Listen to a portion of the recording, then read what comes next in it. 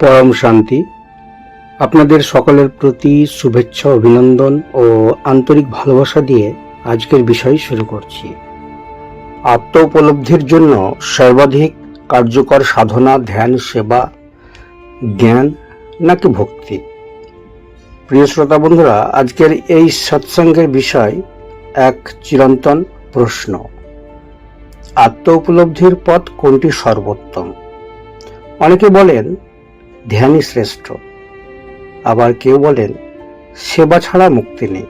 কারো মতে জ্ঞানের আলোই অজ্ঞান দূর করে, আবার কেউ বলেন কেবলই ভক্তি পারে ঈশ্বরের নিকট পৌঁছাতে। কিন্তু প্রকৃত সত্য কি? তাই আজকের আলোচনায় আমরা সেই সত্যের গভীরে প্রবেশ করার চেষ্টা করব। কেবল বুদ্ধি দিয়ে নয়, হৃদয় দিয়ে অনুভব করব। আপনাদের প্রথমে বুঝতে হবে আত্মা শব্দের অর্থ কি। আত্মা শব্দের অর্থ হলো যা নিজে জ্যোতির্ময়, চিরন্তন, অক্ষয়, অমর। আমরা শরীর নয়, মন নয়, নাম বা পেশা নয়। আমরা সেই চেতনা যা সুখে দুঃখে, জন্মে মৃত্যুতে অপরিবর্তিত থাকি। কিন্তু আমরা ভুলে গেছি আমাদের সেই স্বরূপকে। বাইরের জগতের প্রলোভনে, লোভে, দুঃখে আমরা আত্মাকে ঢেকে ফেলেছি অসংখ্য স্তরে। আত্ম উপলব্ধির মানে হলো এই স্তরগুলো সরিয়ে নিজের মধ্যে থাকা সত্যকে দেখা। উপনিষদে বলা আছে নেতি নেতি, আমি এটা নই, আমি ওটা নই। এইভাবে ভেতরে আমি যত প্রকাশিত হই ততই আমরা নিজের ঈশ্বরীয় রূপের কাছে পৌঁছাই। ঋষিগণের খোঁজ অনুযায়ী আত্মজ্ঞান লাভের 4টি প্রধান পথ আছে: ধ্যানযোগ, সেবাযোগ, জ্ঞানযোগ এবং ভক্তিযোগ। প্রতিটি পথই এক একটি সুন্দর ফুল, যার গন্ধ ভিন্ন হতে পারে কিন্তু উৎস এক। ধ্যানযোগ নিয়ে যদি কথা বলি, তো ধ্যানযোগ মূলত নীরবতার সাধনা। ধ্যান মানে মনকে জোর করে থামানো নয়, মনকে দেখা, বুঝা ও আলিঙ্গন করা। যে ব্যক্তি ধ্যানে বসে সে দেখে চিন্তা আসছে, চিন্তা যাচ্ছে, কিন্তু সে নিজে অপরিবর্তিত। সেই মুহূর্তেই মানুষ বুঝে যায় আমি মন নয়, আমি চিন্তা নই, আমি সেই সাক্ষী। আর এটাই ধ্যানের পরম উপলব্ধি। মন শান্ত হলে আত্মা প্রকাশিত হয়। যেমন কাঁপা জলে চাঁদের প্রতিবিম্ব দেখা যায় না। চাঁদের প্রতিবিম্ব দেখতে হলে শান্ত ঝিল চাই। আর সেবাযোগের যদি কথা বলা যায়, তো সেবা মানে শুধু দান নয়, সেবা মানে ভেতরের অহংকারকে অন্যের কল্যাণে বিলীন করে দেওয়া। যখন আমরা অন্যের দুঃখে সাড়া দিই, তখন আমাদের হৃদয় বিশালে রূপান্তর হয় এবং এই বিস্মৃত হৃদয়েই আত্মা জেগে ওঠে। একটা কথা মনে রাখবেন, সেবা করলে কৃতিত্ব আসে না, আসে কৃতজ্ঞতা। কারণ সেবা করতে গিয়ে বোঝা যায় আমার ভেতরেই ঈশ্বর কিভাবে কাজ করছেন। পরসেবাই পরমেশ্বর।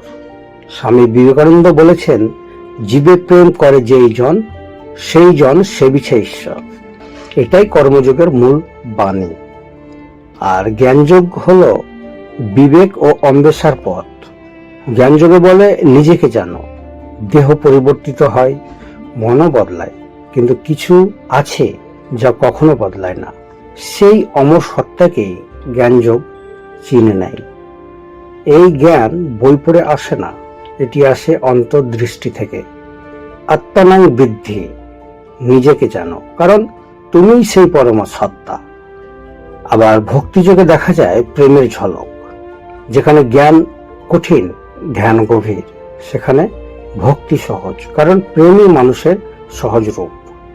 ভক্তি মানে অন্ধবিশ্বাস নয়, ভক্তি মানে অন্তর থেকে ঈশ্বরের প্রতি সমর্পণ।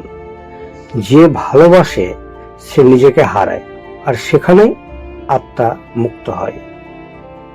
যে ভক্তের হৃদয় নির্মল, তার সামনে ঈশ্বর নিজে নত হন। এটা গীতায় বলা আছে। আর এখানেই আসে প্রশ্ন, এই চারটির মধ্যে কোনটি সর্বাধিক কার্যকর?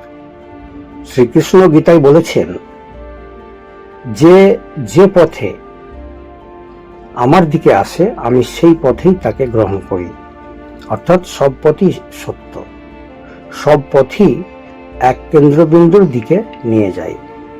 কিন্তু এই কালের জন্য যদি বলা হয়, তো এই কালে যেখানে মানুষের মন ব্যস্ত, চিন্তায় ভারাক্রান্ত হয়ে থাকে সবসময়, আর এই মুহূর্তে ধ্যান ও সেবা সবচেয়ে আমাদের জন্য কার্যকর।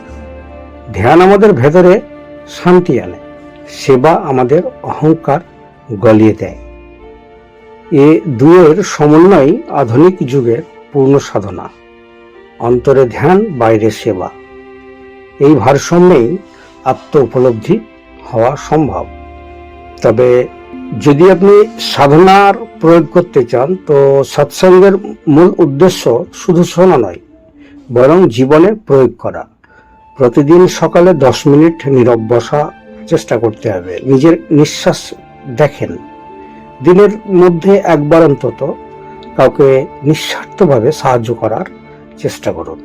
রাতে নিজের মনকে জিজ্ঞাসা করুন, আজ আমি কতটা সত্য ছিলাম। কমসে কম সপ্তাহে একদিন অন্তত নীরব থাকা ও আধ্যাত্মিক পাঠ পঠন করার চেষ্টা করুন। এই ছোট্ট ছোট্ট অনুশীলনী ধীরে ধীরে অন্তরের পর্দা সরিয়ে দিবে। প্রিয় শ্রোতাগণ, আত্ম উপলব্ধি কোনো দূর লক্ষ্যে নয়, এটি আমাদের প্রতি নিঃশ্বাসে, প্রতি চিন্তায় উপস্থিত। আমরা যখন অহংকার ত্যাগ করে প্রেমে পরিপূর্ণ হয়ে যাই, যখন সেবাকে পূজা ভাবে, যখন ধ্যানকে প্রার্থনা বানাই, তখনই আমরা আত্মাকে উপলব্ধি করি। যে নিজেকে জানে সে ঈশ্বরকে জানে। যে প্রেমে ভরে ওঠে সেই মুক্ত হয়। তো চলুন আজ থেকে এই প্রতিজ্ঞা করি, আমরা নিজেদের অন্তরে ঈশ্বরকে খুঁজব আর অন্যের মধ্যে সেই ঈশ্বরকে সেবা করব। আমার আন্তরিক কামনা, মুক্ত হোক সমগ্র সৃষ্টি, স্থির হোক সকল মন, পরম শান্তির স্রোতে প্রবাহিত হোক সমগ্র মানবের হৃদয় স্থান। পরম শান্তি।